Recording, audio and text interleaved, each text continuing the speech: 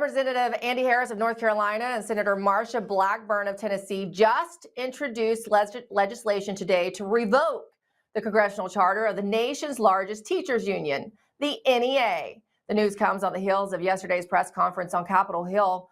We covered right here on LindellTV exclusively, where parents targeted by the Biden DOJ shared their stories and called for action from both Congress and President Trump.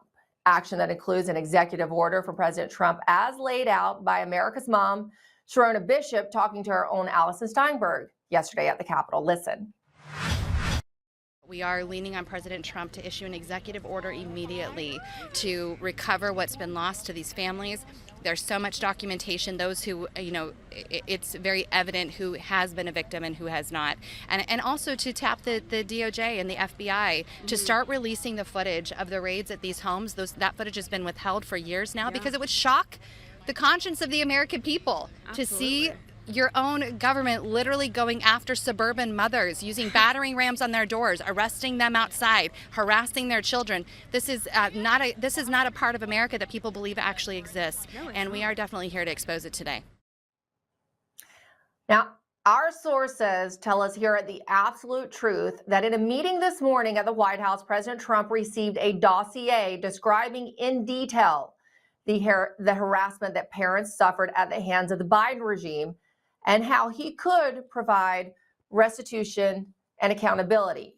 Now, doing so at this time would be a huge win for President Trump, who could use a positive boost with the base following the fallout of the Epstein files. So the timing is perfect. Also, President Trump has been given a mandate to reform education, particularly the education department, which the United States Supreme Court has affirmed. Essentially, what everyone outside of Washington, D.C. knew was common sense, that President Trump, the president of the United States of America, can fire people who work for him. In this case, the president can fire employees at the Department of Miseducation. This comes after months of caterwauling from the mostly leftist Department of Education, and their allies in Congress went to work trying to stop the president from enacting his promised cuts on the department. Now, sensing the looming demise, the NEA is now in full meltdown mode. Diversity, equity, and inclusion. Say the words. Say the words. Say them. Say them out loud. Say them again.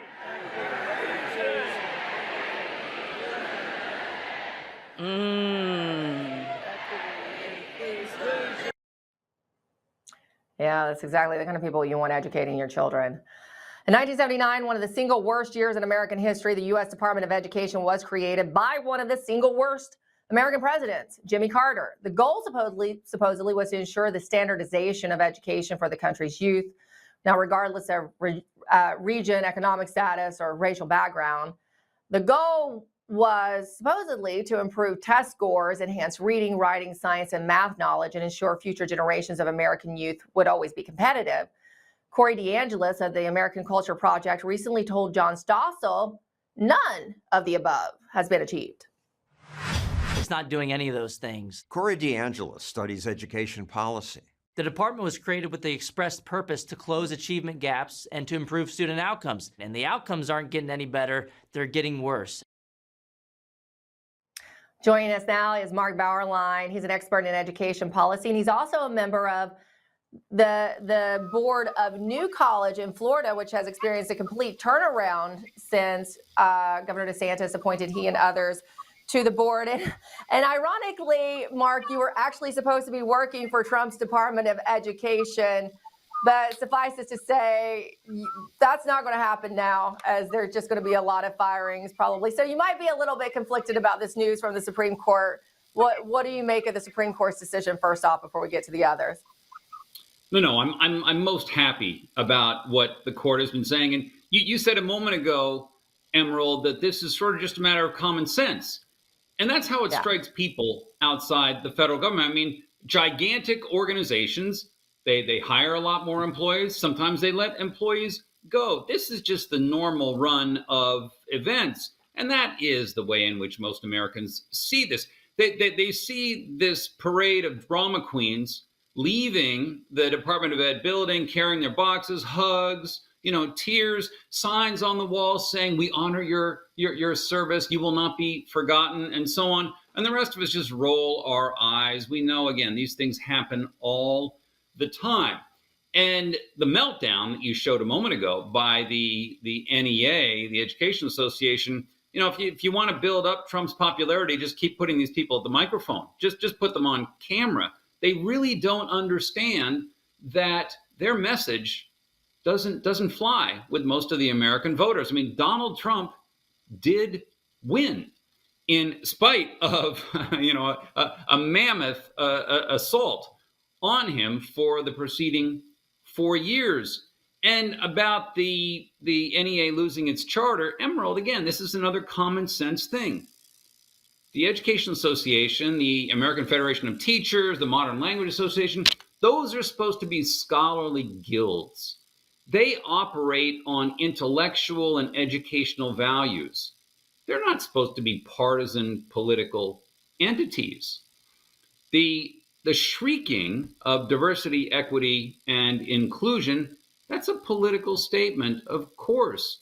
And if you're going to become a partisan political organization, then of course the federal government, when the other side gets in, is going to disengage from you. What in the world did you expect? I think these are just temper tantrums. These are little kids who've had their toys taken away, and they think that they got their toys all by themselves in the first place. So I think that all of this is a very good thing. It would not if we saw reading and math scores going up and American workers going into workplaces amazingly career ready, that we are producing more engineers and mathematicians and physicists and chemists who are Americans instead of all the foreign-born students getting PhDs in those fields. If we had signs of success, then maybe you and I would have to keep our mouths shut about the Department of Education. But look, you guys are captains of the ship. This is the Titanic. How you doing? Well, let me ask you, Mark, what kind of lasting effect will Trump's action have?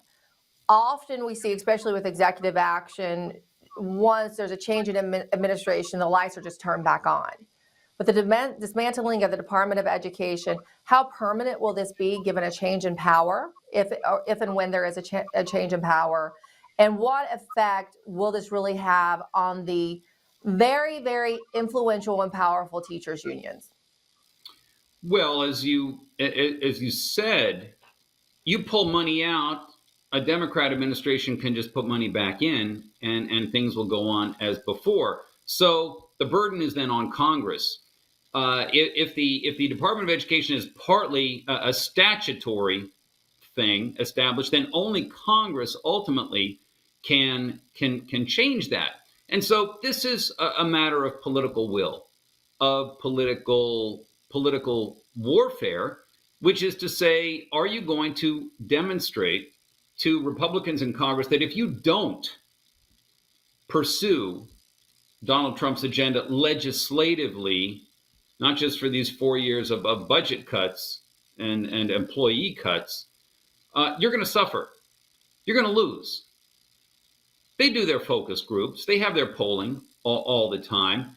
And so I think that the popular case needs to be made to these Republicans in Congress. You're going to be punished. I mean, when Lisa Murkowski defends PBS and NPR, as she did, I think, yesterday, we need Alaska voter. We need to show you have just done something that is going to harm you politically. These people want very much to hold on to their seats. The life of a senator is, luxury. You're surrounded by your posse who takes care of everything for you.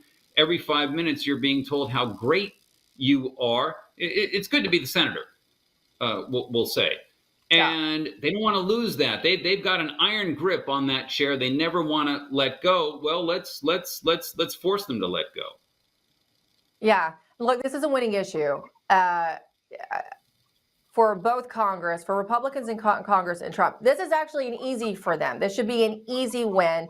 I think if Trump also provides restitution or restores the parents that went to school board meetings and fought those COVID restrictions and fought the wokeism in schools, this would be a major bump for him in a time that he needs it, because I think across the board, most Americans do appreciate common sense, and this would be just an example of the president employing common sense and trying to help America's students. Thank you so much, Mark Barreline. It's always good to see you.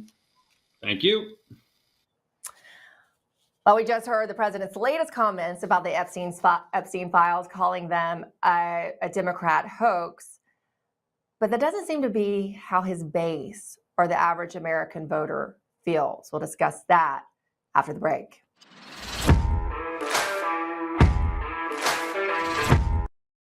Swollen limbs, joint pain, inflammation, skin aging, and cognitive decline. These are just a few of the awful side effects that you can experience due to poor blood circulation. And popping ibuprofen is not a solution to the pain. It's only temporary relief, and it's only masking the true problem, which is inflammation. Researchers are saying to add this Antarctic super nutrient to your diet. I'm talking about omega-3 fatty acids, but not just any form of omegas. These particular omega-3 fatty acids are sourced from wild-caught krill. Has been shown to support healthy blood pressure, circulation, brain health, as well as reduce inflammation, swelling, and joint pain. For a limited time, you can grab Native Path Antarctic Krill Oil for up to 66% off plus free shipping. Just go to getkrill.com/Lindell right now to get your special offer.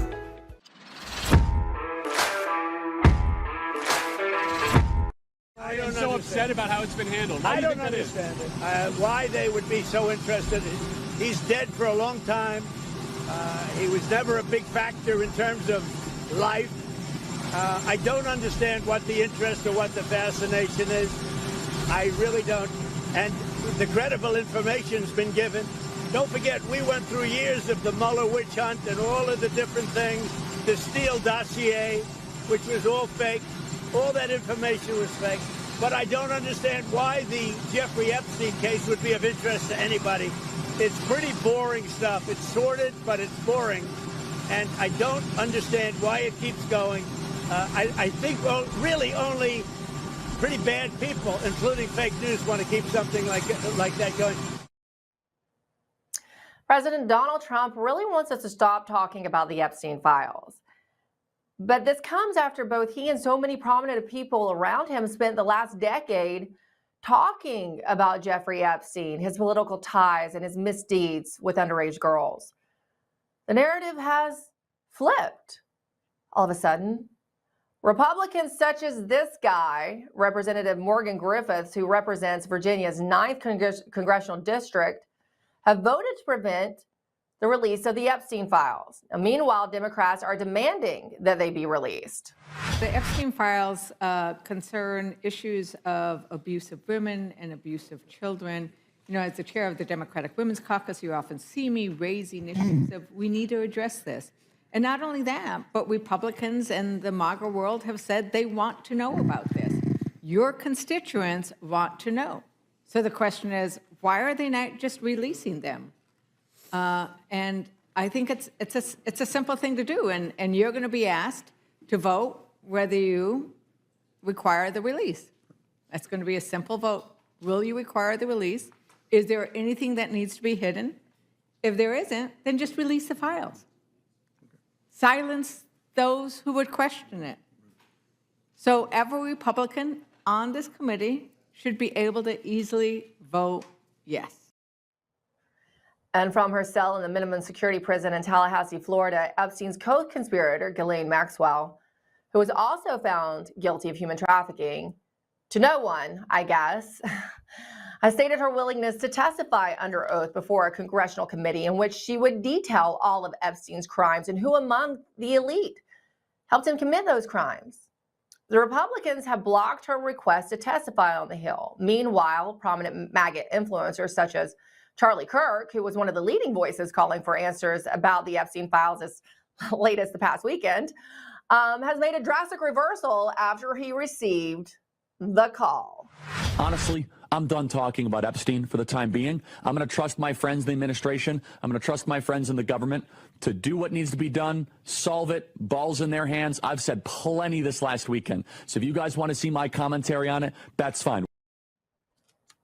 The Trump supporting right has gone from trust no one to trust the government in a shorter amount of time than it took for President Trump to sign off on the COVID-19 jabs during his first term. Join us now as the host of the Appalachian podcast, Billy Riddle and Chris Slate.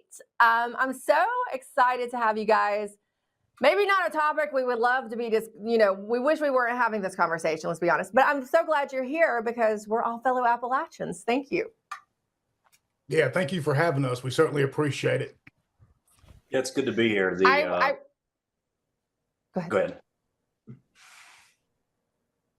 Now, I was just going to say, I particularly want to ask you all because no one's really asking, people in, say, the hills of Virginia, how they feel about this. And it's a huge part of the president's base. And I was sort of surprised to see that the representative, and this is the district I grew up in, Morgan Griffiths, who represents the district, voted against releasing these files. Yeah, it's kind of disturbing. On one hand, I've been really impressed by the outpouring that people have sort of pushed back against this. But in the same token, I'm really disappointed with our leaders to see how they're handling this, especially from Appalachia, and not just Morgan Griffith. Virginia Fox, who's the chairwoman there, is also from Appalachia, right in the heart of Appalachia, representing Mount Airy, northwestern North Carolina. So seeing Appalachian politicians that we've elected and who have a mandate to, I would think, to uphold at least basic ethics, especially in regarding pedophiles and children, you really think they would take a different tact. Billy, why do people, President Trump, and, I'll say he's done a lot of great things. I'm really surprised about this turn on the Epstein files. President Trump seems to not understand why regular people would care. He's boring. He says it's boring. It's a hoax. But why do people in, say, Appalachia care about the files? Well, I think for one is because he campaigned so hard on it. The last 8 years have been so tumultuous, and even for the Appalachian region, going back decades and decades, we're used to getting our heads peed on and told it's raining. And we kind of got fed up with it. We started believing that, hey, look, now we've got a guy that's speaking to us. We've got somebody that's not in the Democrat Progressive Party that pretends he cares about the coal miners and the truck drivers. And we all lined up and voted for him. You could probably look at Morgan Griffith's district, and with the exception of a couple college towns in the New River Valley, his entire electoral map is red. We believed in this, and Trump, the Appalachian people are very liberty-minded. We have a strong history of rebellion, going back to the Prohibition days, the coal mining wars, even back to Athens, Tennessee. We don't put up with a lot of nonsense. And it seems like we're just getting the wool pulled over our eyes once again, and we're frankly fed up with it. So now we're starting to speak out, and we're starting to let them know, hey, look, we're liberty-minded people. And a lot of people around here decided to vote for Trump that came over from the libertarian mindset. I know I voted libertarian in the last couple of elections, and Trump was the best option of the three. Chip will tell you, Mike Tremont was the vice presidential candidate in the last election. He's coming on our show this coming week. He's a friend of ours, and I could not stomach pulling the lever for the Libertarian Party this year. That's how terrible their candidate was. So we went Trump, and we were promised things, and we're not seeing them through right now. And I feel like if it's so boring, why not just release it? I understand that you had to protect some victims' names, but we've now heard from enough of the victims saying that they feel further victimized in the lack of transparency. If it's so boring, Chris, why not just release it? Well, and not only is it, he calls it boring, but he'll call his base stupid. The people that, are saying this, he's supporting this, he's calling them stupid. And so it's questionable when not only is he doubling down, he's, quadrupling down every day. It seems there's a new statement about it. And it's really curious. The base has been right there with him up to this point. And so it's interesting that this is the issue that seems to have triggered it. I want to know in general, just as far as Morgan Griffith, how do you generally feel about him? How good is he at representing, say, the Trump base? Because they did, that region largely went for President Trump. I don't know. I'm not particularly familiar with them. A few years ago, we had our lines redrawn. So until this most recent election, I believe, as far as we are here in Franklin County, we had Bob Good just south of Lynchburg, and Bob Which Good is my district. Yeah, he had a phenomenal voting record as far as I'm concerned, because I kind of base a lot of mine on who votes along the lines with Thomas Massey, who's also another phenomenal Appalachian congressman. And Bob Good kind of got the runaround, and something happened in the primary, and they redrew, and here we have with Morgan Griffith. I don't know too often many people who were satisfied with him. It seems like just a status quo with him. He's just another suit filling a vacancy, and no different than anything we've had before. He doesn't stick out, he doesn't stand out, and he doesn't really do anything that that moves the needle. Well, and I can say he has a lot of family from Patrick County, which is where I'm from, there in Claude.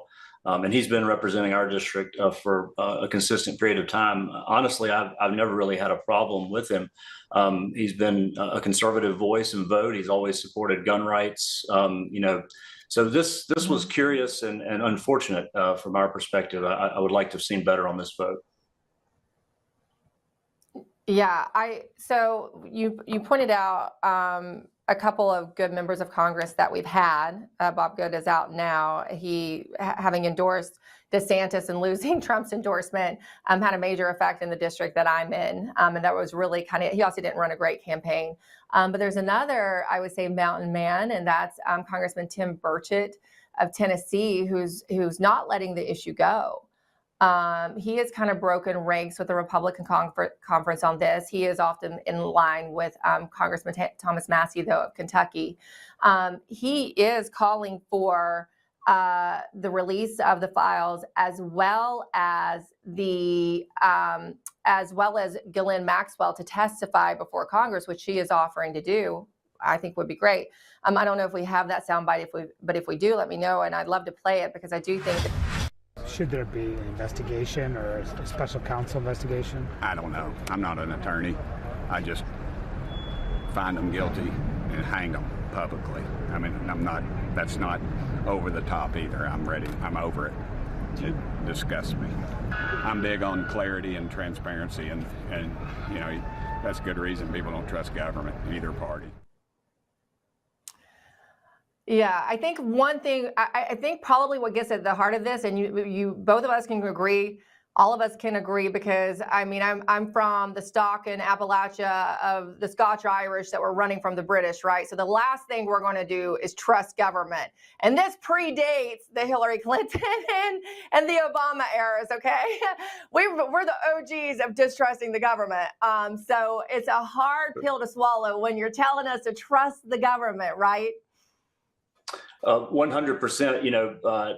I mentioned Patrick County. The adjacent county is Henry County. So you've got Patrick Henry just ingrained where we are. So you're exactly right. I think we're the front lines of fundamentally not trusting government. And I think, the general populace are kind of catching up and seeing that, we've been right. You should always treat government with some caution going in. And I don't think we need to. Go ahead. I would say I don't think we need to pretend like this is something new either. I mean, blackmail goes back to the days where the FBI was started. We all are pretty well aware that, well, allegedly, I guess, that's what Hoover used to get his power. The Playboy Mansion back in the 70s was a big honeypot, because back then the most important thing to do is cheat on your wife.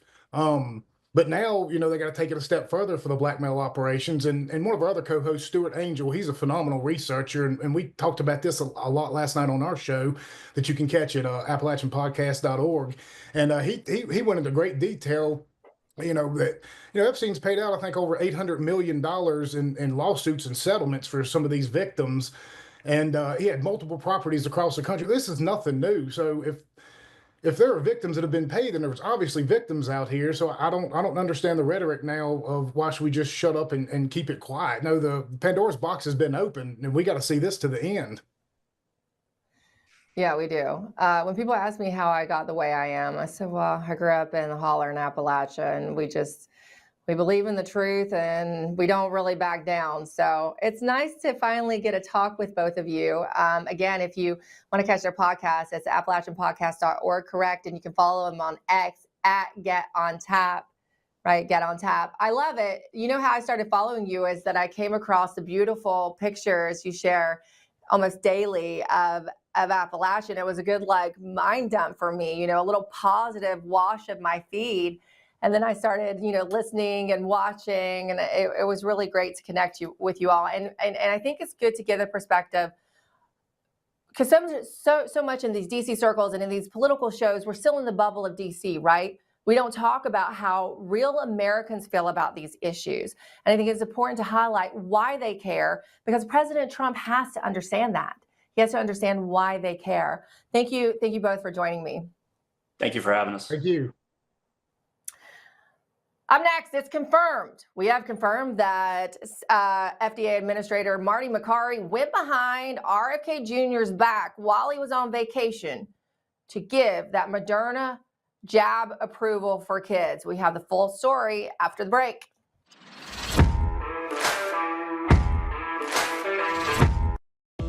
Have you ever wondered what happened to the legendary Chuck Norris?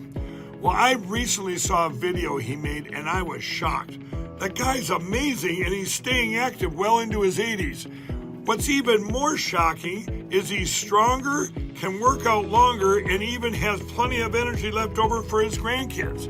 He did this by just making one change.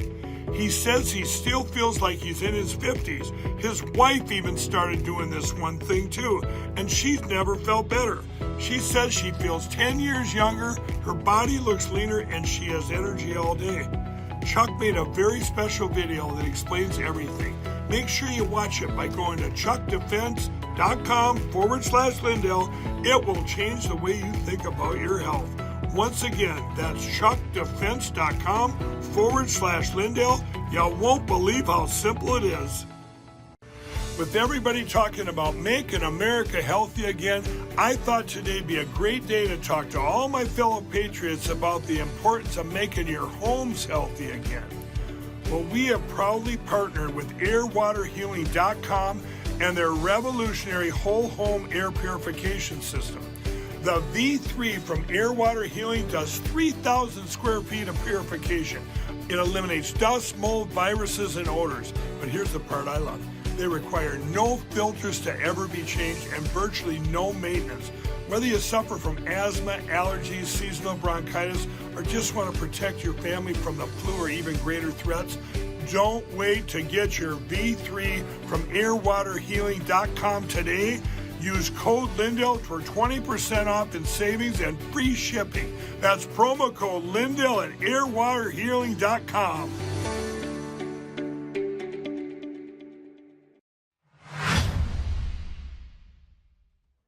President Donald Trump's Centers for Disease Control claims that for the year 2024-2025, COVID-19 vaccination is effective in preventing hospitalizations and critical outcomes from COVID-19 in adults. But look, we know that's not true. We've laid out all the evidence right here on The Absolute Truth for years, which proves that the CDC couldn't be more wrong. It's a bioweapon. And as we showed you yesterday, James O'Keefe did another dynamite undercover investigation, which resulted in an executive from Johnson & Johnson admitting that the government kind of made a deal with the pharmaceutical companies and pressured the pharmaceutical companies, in essence, because we're not going to say no to the government. That doesn't sound like a safe and effective vaccine. That sounds like arm twisting to get a very dangerous product into the bodies of most Americans. And is that same kind of arm twisting going on? Because we definitely have questions about the recent approval for the Moderna's COVID vaccine jab from FDA Administrator Marty Makary, who approved the jabs for children, despite all the evidence and years of an EUA proving that it's a really bad idea. He did it while HHS Secretary RFK Jr. was on vacation in Greece. Sources have confirmed to us that this was done behind the HHS Secretary's back. Obviously, Makary is going by what the CDC says. We would love to ask him lots of questions about this, especially as more and more victims come forward, as they did yesterday during Ron Johnson's Senate committee hearing on vaccine injuries, where this one lady described the grueling details of her vaccine injury and others that she saw to our own Allison Steinberg. So took 2 Moderna shots, and I've got a lesion on the brain. I've had 3 detached retinas, chronic tinnitus, and I'm still suffering to this day. So, and it's just not stopping. My mom died of 4 shots of Moderna, and I lost my job in healthcare at Enloe Medical Center in Chico because they wanted me to take a booster after everything I went through. And I worked at the mass vaccination clinics in Chico. Literally, I raised my hand, I volunteered, and I helped pass out 200 syringes an hour to the nurses in Chico. Wow. And my biggest kind of red pill moment, Chico State sent in their track team to get their vaccinations to run track. Kids in the chair, shots in the arm, and he's on the floor with a full-on seizure. This is terrible. We're now joined by biotech analyst and author of the Kingston Report on Substack, Karen Kingston. Karen, at this point, remember we were going to give them time, we were going to give them time, we were going to give them time, but at this point we can say, okay, this is bad.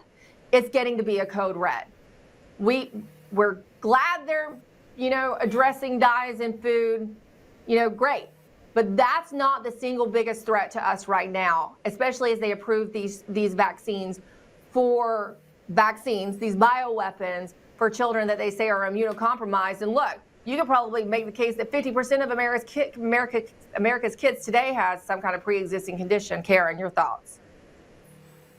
I agree with you, Emerald. I mean, as far as HHS's priority to public health, the number one threat to public health isn't red dye or blue dye in our cereals. It is these mRNA COVID-19 injections. And, it's news to me that you just informed me that it was confirmed that Marty Makary went behind Secretary Kennedy's back and just reactively approved the COVID-19 mRNA shots for children, quote unquote, at risk for Moderna as young as 6 months old. And, that there's no excuse for that. I mean, that is just, it's an atrocity is what it is.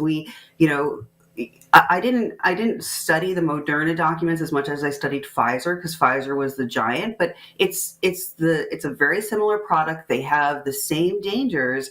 And, Pfizer wrote in their FDA documents that it would be statistically impossible to design a clinical trial that could prove that their shots were as safe and effective as a child's natural immune system to fight, what we're calling this SARS-CoV-2, this biosynthetic pathogen. So they put in writing that the benefits can't outweigh the risks. So Pfizer put that in writing, and then O'Keefe Media confirmed with a spokesperson from HHS that even under emergency use authorization, the pharmaceutical companies have to make sure that the benefits outweigh the risks. That's the definition of safety. So why Makary went behind RFK Jr.'s back and did a knee-jerk reaction to get it approved is, it's very suspicious. It's very suspect. It doesn't make sense. It reminds me when Peter Marks, when he was the director of CBER,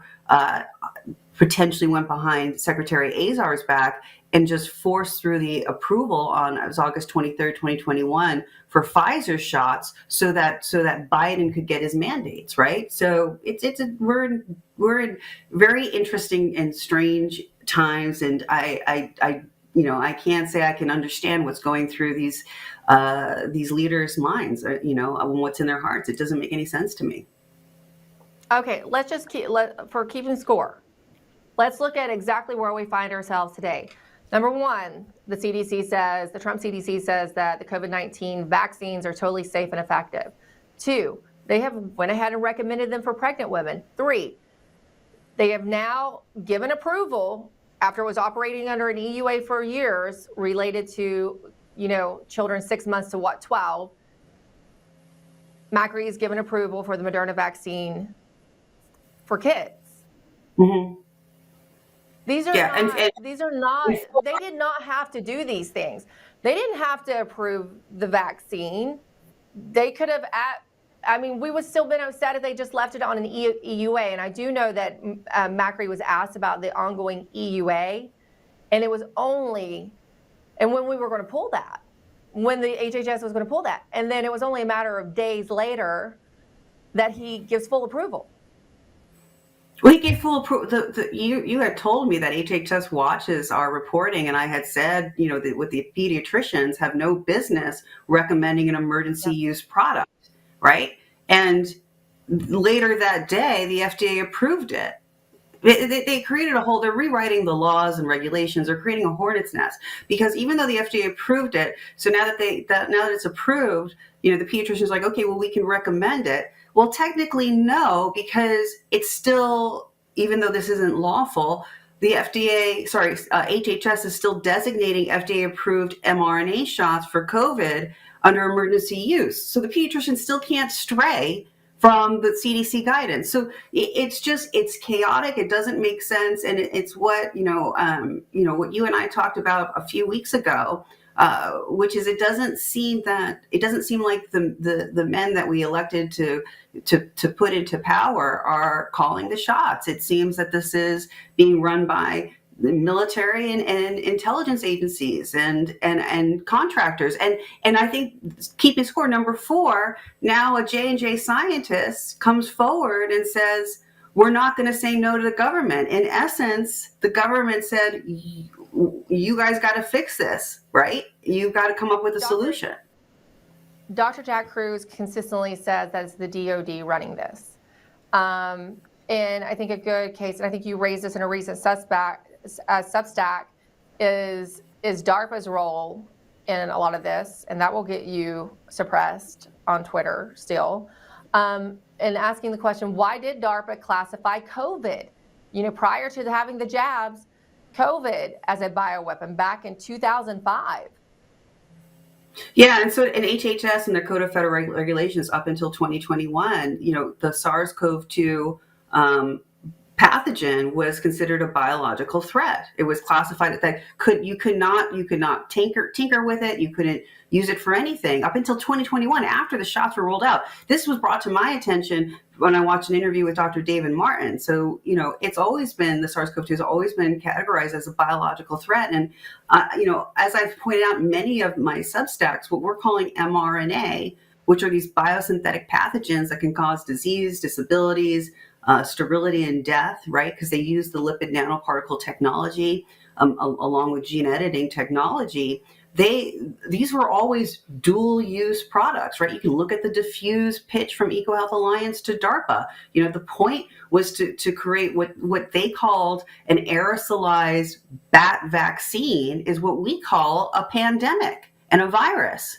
Right. So, and what we call a biological, and some of their patents would, what's the difference between a biological weapon or a vaccine? Depends on who you're talking to, right? That's pretty much what it says in some of these government patents. So, as I mentioned many times, is that what we call mRNA, lipid nanoparticle gene editing technology, these are so toxic. There's actually an annual conference called LNP's Toxicity and Immunogenicity. Immunogenicity is when your immune system responds in a way that can be lethal, right? They have an annual conference on this since the COVID shots rolled out. So these products were always dual use. They were developed as bioweapons, but now we're calling them therapies.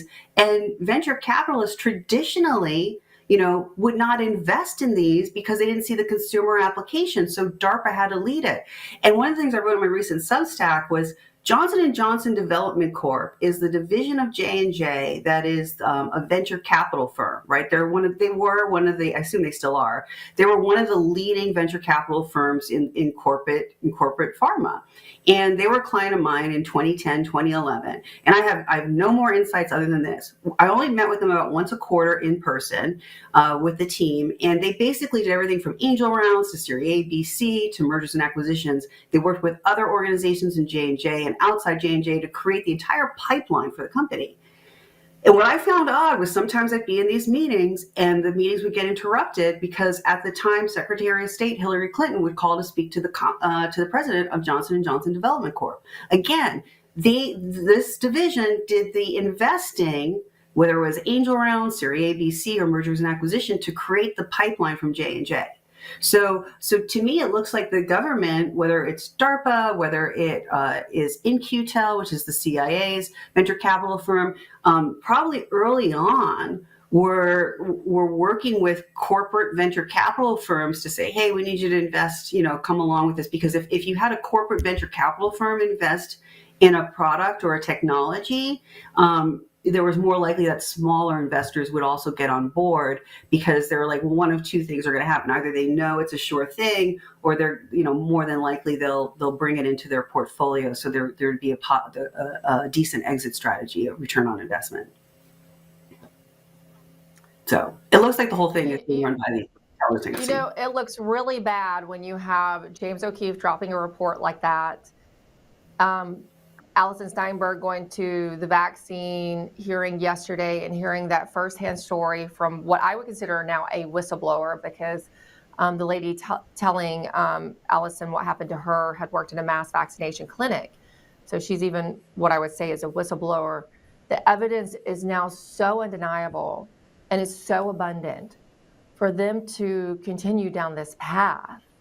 It's just particularly egregious. Karen Kingston, thank you so much for continuing to do the reporting you do. We got to keep asking the questions. We have to keep asking the questions and asking for accountability. I thought we would see something different from this by this point. I didn't really expect us to be here. I had so much hope with Bobby taking HHS, but. Well, hopefully, if we continue to speak up loudly, call for the shots to be recalled, they will. I mean, there was hope with the Dr. Kirk Moore case being dropped, by the DOJ. Yeah, it was based on public pressure. It was a public pressure campaign that resulted in the action from the DOJ. So there you go. Thank you, Karen Kingston. Thank you for bringing her back around to a positive point and a bright spot. We needed that. Thank you. And that was big. And kudos to Pam Bondi and the DOJ for hearing the cries of the public and dismissing that case against Dr. Moore. That was huge. That was huge. And we hope to see more in that way of action.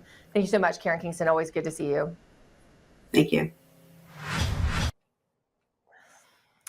They call it the molecule of the fountain of youth. It's known to scientists as nicotinamide adenine dinucleotide, or more easily to say, okay, NAD+. According to Nature, a prominent scientific journal, NAD+, quote, metabolites function as critical regulators to maintain physiologic processes, enabling the plastic cells to adapt to environmental changes. And out of order, NAD+ metabolism disturbs the physiological functions, resulting in diseases, including metabolic diseases, includes cancer, aging, and neurodegeneration disorder. It's a mouthful. Our next guest, David McCary. He's the pharmacist for our friends at All Family Pharmacy. Thinks it might be one of the keys for getting humans back to healthy living. As you know, all of us in the modern world lead very unnatural lives for the most part. Between our technology to the artificial food we eat, all these things have a negative, unseen impact on our physiology. And because of that, our bodies are in metabolic dysregulation. In other words, more easily put, we're all out of whack. But we're hoping that our friends at All Family Pharmacy can fix that. It's good to see you, David. Thanks for joining us. Thank you for having me again. I I appreciate asked you that. specifically to come back. Remember, we hit on it a little bit when I saw it on your website last week. I have a friend who a couple weeks ago was just raving about NAD plus to me, especially as a female, middle-aged. I can say that now, as a middle-aged woman. Tell us the benefits and why more people should consider using it. Okay. Well, I first want to say you did a great job with your pronunciation. For a moment there, I thought you may have your doctorate degree. So you did an excellent job. Wow, thank you. And we do want I to keep used it to on host a science show, so I did learn a little bit during that. I used to cover science and tech. well, you did an excellent job. We do want to keep it on a positive note from your previous individual that you had. So let's continue on that wonderful positive feeling here.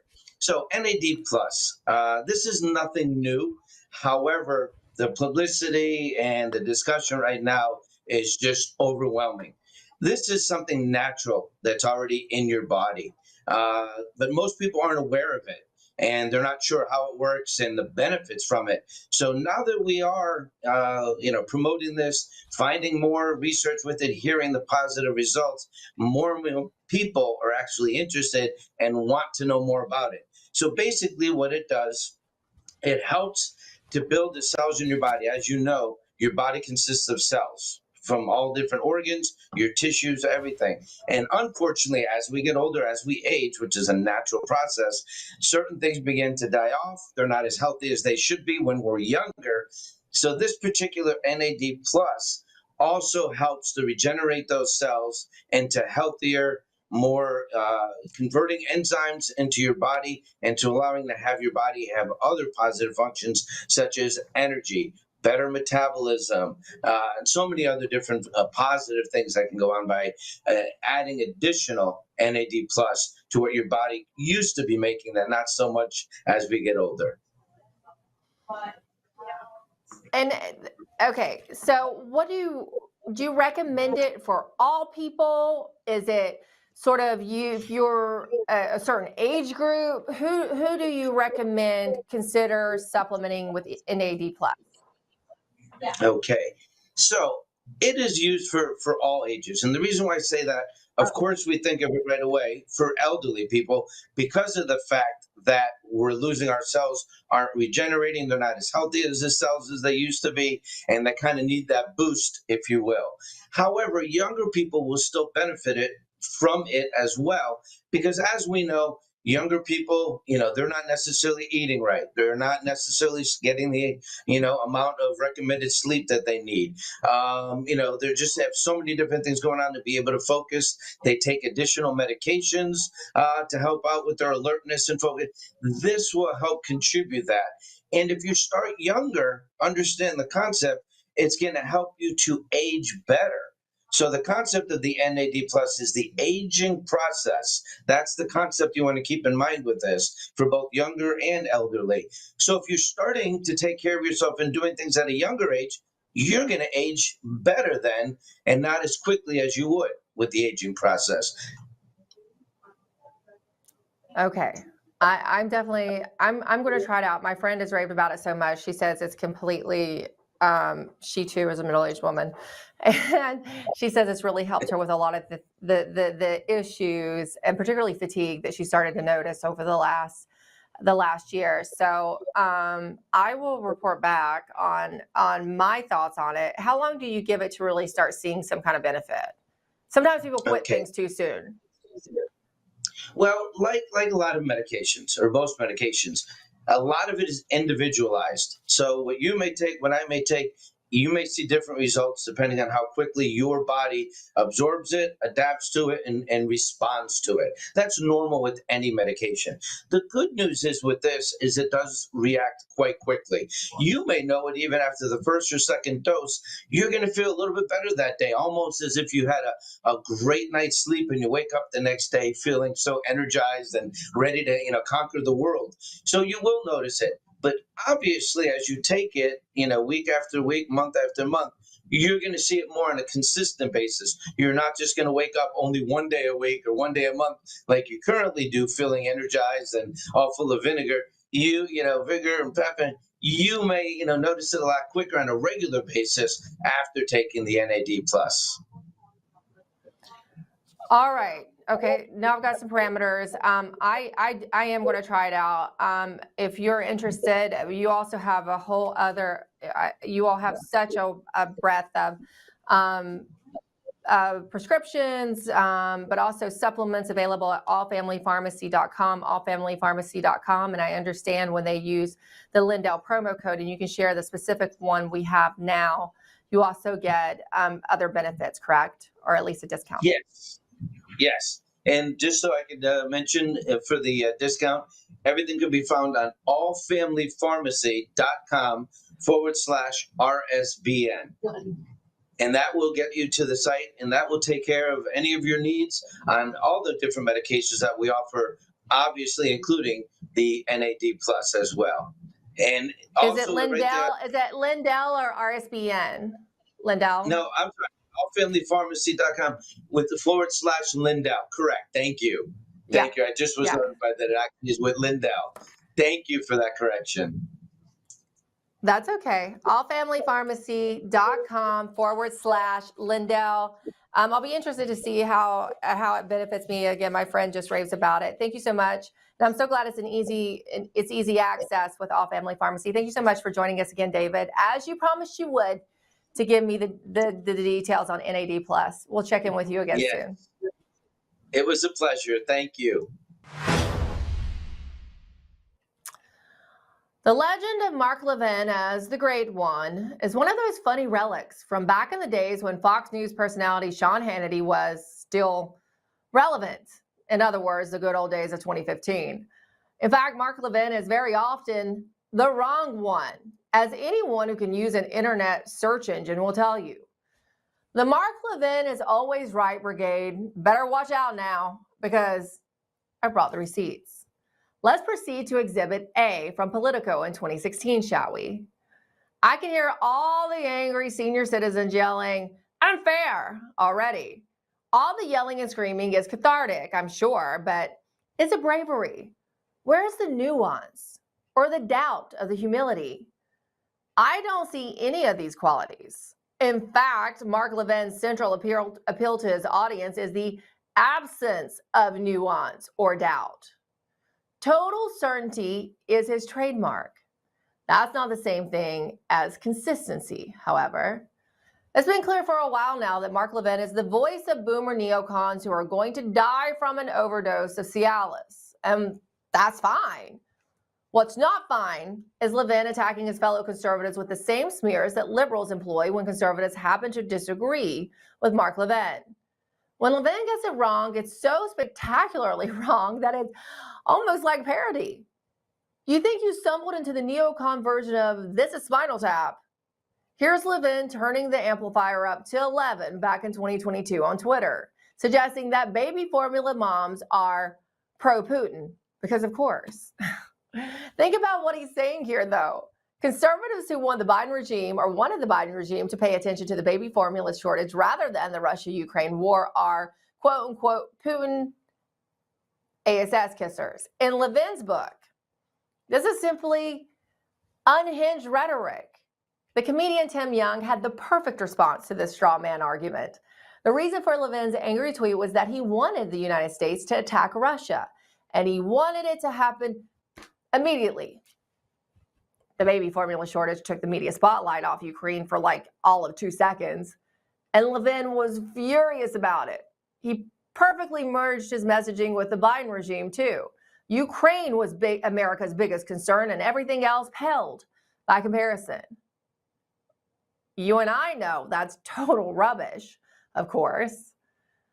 Levin, like most of his fellow neocons, seems permanently frozen in 1982. Nothing obsessed Mark Levin more than criticizing Israel.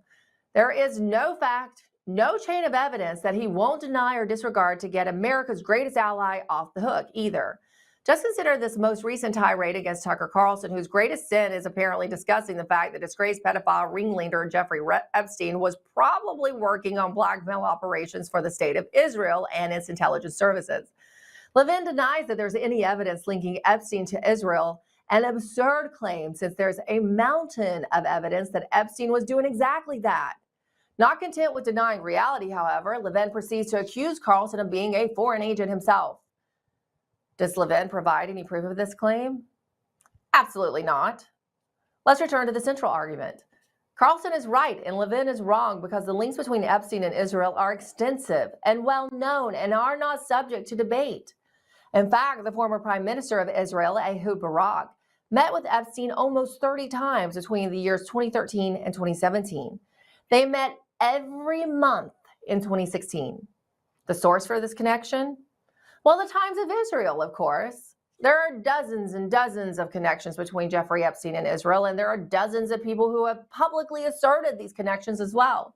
For example, former Israeli intelligence officer Ari Ben Manash said Epstein ran a Mossad honeypot operation after being recruited by Ghislaine Maxwell. Ghislaine Maxwell was Jeffrey Epstein's partner in the pedophile ring, and her father, Robert Maxwell, was a Mossad spy. Robert Maxwell was even honored with a state funeral in Israel and eulogized by the prime minister for services that cannot be told.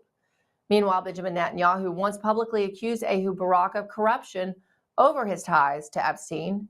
Barak himself claimed that he was first introduced to Epstein by Prime Minister Shimon Peres, who also gave the eulogy at Robert Maxwell's funeral. In other words, it's totally obvious that Jeffrey Epstein was connected to Israel. As for Levin, it's clear that he's merely the most obnoxious of the useful idiots for Israel, but that he's now taken that act to the point where he's abusing the privilege. And that's the absolute truth. I'll see you.